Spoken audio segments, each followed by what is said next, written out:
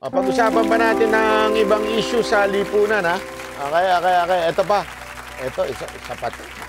Ayoko talaga itong pag-usapan kasi nahihiya naman ako sa talaga. Ay, nako, MMDA. Pasok! Matinding traffic naman ang nagbabadya sa NLEX ngayong long weekend. May mga rutang pansamantalang isasara para bigyang daan ang opening ceremony ng FIBA World Cup sa Philippine Arena sa Biyernes. Nasa frontline ng balitang yan si Gio Robles. Matyagang pumila para magpakabit ng RFID sa NLEX Balintawak si Mang Joel. Babiyahe daw siya kasi sa long weekend, kaya naglaan daw siya talaga ng oras ngayong araw. Kung ikakas mo mahaba pila, mas maganda yung RFID. Hindi ko nga maintindihan bakit yung iba ayaw magpakabit ng RFID. Ako, wala akong biro ito. Hindi ko maintindihan yung iba bakit ayaw nilang magpakabit ng RFID. Di ba? Wala namang bayad na kung meron mang additional, murang-mura lang di ba? Bakit tayo nyo pakabit? Tas ang haba ng pila ng walang RFID. Alam mo kung bakit?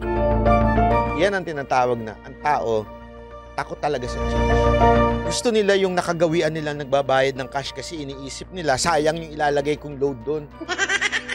Walang biro. Walang biro Minsan ng tao talaga ayaw sa change Yung maglalagay ako, maglo-load ako. Naku, hirap niyan. Paano ba yan? Gusto ko cash na lang. Pila kayo. Uwi kami ng Tarlac, Nueva Ecija. Easy trip, tuloy-tuloy lang. Isa si Mang Joel sa libo-libong motoristang uuwi ng probinsya ngayong long weekend.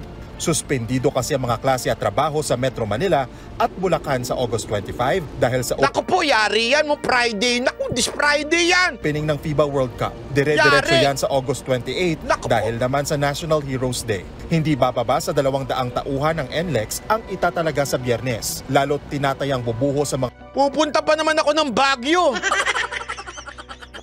Magbabagyo pa naman ako this weekend. Unless Indianin na naman ako ni Boss Dada.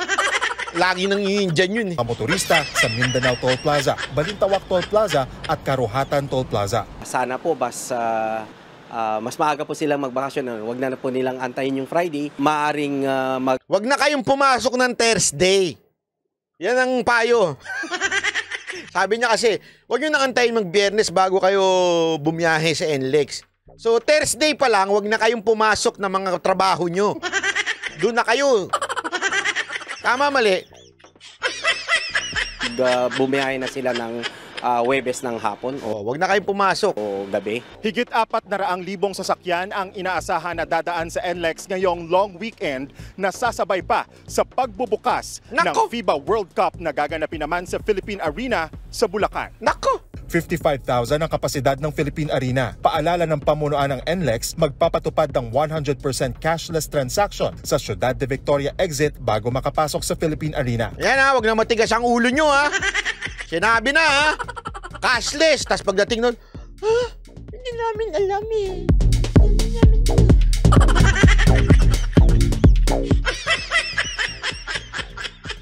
Pupunta sila ng kasi dyan ng exit Tapos sasabihin ng ina-announce na ngayon. Tapos sasabihin nila, hindi kami na-inform. Bakit ka na? Kaya para iwas hassle, siguraduhin may load o magpakabit ng RFID para makapasok. Isasara sa publiko ang ilang daan papasok ng Philippine Arena simula alas 5:30 ng Biyernes. Kabilang dyan ang parehong exits ng Ciudad de Victoria Toll Plaza, Igulot Intersection via MacArthur Highway at Gate 3 ng Philippine Arena. Para makabawas sa mga sasakyan na pupunta sa Philippine Arena sa Biyernes, may libreng sakay sa mga ticket holder. Nasa 400 bus ang ide-deploy sa 12 malls at bus terminals sa Metro Manila, Bulacan at Pampanga. Oras-oras ang biyahe ng libreng sakay na magsisimula ng alas 11 ng umaga hanggang alas 5 ng hapon. Ang galing naman yun. At least may bus, di ba?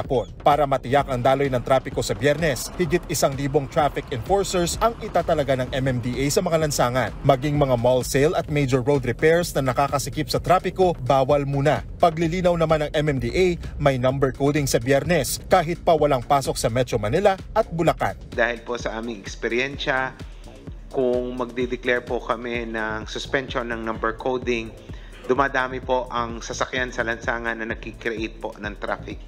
Nagbabalita mula sa Frontline, Gio Robles, News 5. Ayan so ayan na ang announcement sa Biyernes. sobrang topic. Parang awa nyo na. Wag nang kaya kung wala naman kayong gagawin, wag na kayong lumabas. Kung hindi naman kayo, wag na kayong makisali sa mga... Kasi alam mo, ako actually, hindi ko talaga alam kung ano yung piba-piba na yan. Di kasi ako talaga mahilig sa mga sports. Pero kinwento lang sa akin nila Boss Dada na first time daw sa atin to na ganyan. Tapos pati yung mga US team, ganyan basketball, pupunta dito sa atin. To talagang it's really a big event. So kung hindi naman kayo manunood, wag na kayong pagala-gala. Storbo lang kayo sa karsada Hindi, alam mo, dapat naman suportahan din natin yung itong FIBA na to. Dapat suportahan natin kasi sa atin ito gaganapin, di ba?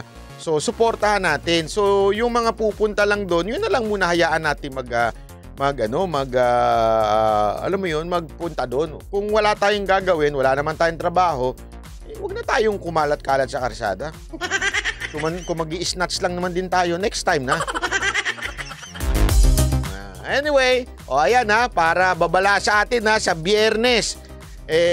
Sobrang traffic sa Biyernes, sobrang traffic. So, wag na tayong matigas ang ulo. Sabi nga, may malambot bang ulo? Puro matitigas talaga ulo. Eto.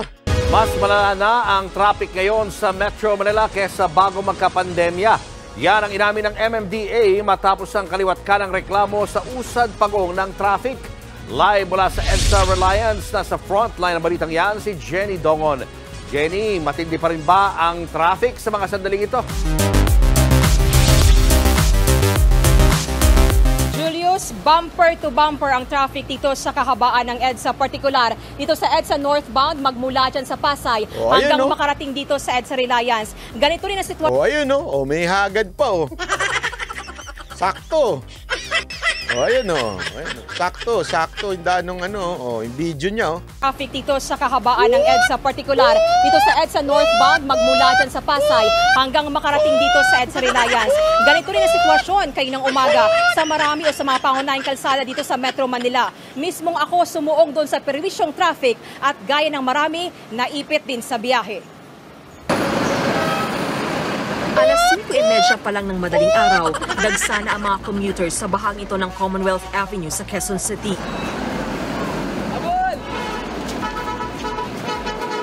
Nagmamadaling sumakay ang karamihan para di abutan ng siyam-siyam na biyahe kapag rush hour na. Isa sa mga yan ang HR personnel sa Angelica. 2 oras ang palugit niya sa biyahe papasok ng opisina sa Banawe, Quezon City. Pahirapan kasi ang pagsakay at kabado siyang malate. Araw-araw naman po traffic, kaya ang hirap po talaga. Kung hindi ka makikipag-agawan, wala. Lagi ka talagang late sa trabaho. Paano pag pumasok, pagod na? Pagod na po. Kawawa naman si ate. Sumama kami kay Angelica sa kanyang biyahe. Pagpasok ng jeep, siksikan agad. Makalipas ang 15 minuto kami na... Tapos nakatagilid pa si Manong. Alam mo, nung una, hindi ko talaga maintindihan kung ba't sila nakatagilid. Kasi nung bata ako, ang favorite ko sakyan, sa harapan. Ayaw na ayaw kung hindi sa harapan. Kasi para, alam mo yun, ewan ko ba kung bakit ganun, komportable kapag nasa harapan, lalo na nakasabit ka lang sa gilid. Gusto ko yan Tapos nagtataka ako, bakit yung driver nakagilid. Yung pala, sobrang sikip na ng harapan para marami pang may sasakay sa likod. Hindi pala kasa sila pagka ganyan. Hindi pwede, ganyan na kasi mangyayari So, kaya sila nakagilid. Ganyan. Kaya sa kabila, sa kanan. Depende. Pag maganda yung babaeng katabi nila, sa kaliwa. Pero pag pangit, sa kanan. Ganun yun. Kaupo sa jeep, halos hindi rin umusad ang aming sinasakyan. Ang nakasabay naming si Tita, napailing na lang. Hindi kami nahirapan sa trabaho, nahirapan kami pagpasok at pag-uwi. Yun. Pangalan niya, Tita. Tama nga naman siya. Alam mo, kailangan ng solusyonan ng MMDA itong ganitong problema sa atin. Totoo yan. As in, wala na Sobrang lala na ng traffic natin. Sobra. Maniwala ko kayo sa akin. Kahit nga yung malapit lang, ako pagka hindi ka na kailangan lumabas, hindi na talaga ako lalabas Bakit? Kasi sobra. mapamotor ka, mapasasakyan ka, grabe yung traffic, walang ya. Ang ilan, imbis na ma-stress dahil sa traffic, natulog na lang. O, tapos pagkatapos niya, laslas na yung gamit ko. Ubus na. It's either malaslas ng snatcher yung gamit mo o di kaya na-video ka na. Ng mga manyakol dyan. Pero pagdating namin sa Quezon Avenue, may mga hindi na nakatiis. Pagka ganitong daloy ng sasakyan, kailangan mo na lang bumaba. Opo. Matapos ang higit 1 oras na biyahe namin, Angelica, nakarating kami sa Banawe. Sasakay na sana kami ng isa pang jeep, pero dahil walang dumaraan, naglakad na lang kami ng 1 kilometro. Ang sitwasyong yan, hindi nalalayo sa bumper-to-bumper traffic sa EDSA. 8:30 ng umaga, usad pagong na ang mga sasakyan. Ang biyahe namin mula EDSA Nepa Q-Mart hanggang EDSA Ayala, 11 kilometers lang naman ang layo. Pero inabot kami ng higit 1.5 oras. Ay, truths yan. Hanggang sa rush hour ng gabi, nakabuburyong din ang bagal ng traffic. Actually, alam mo, yan ang talaga isang bagay na nagpapa-stress sa Pilipinas.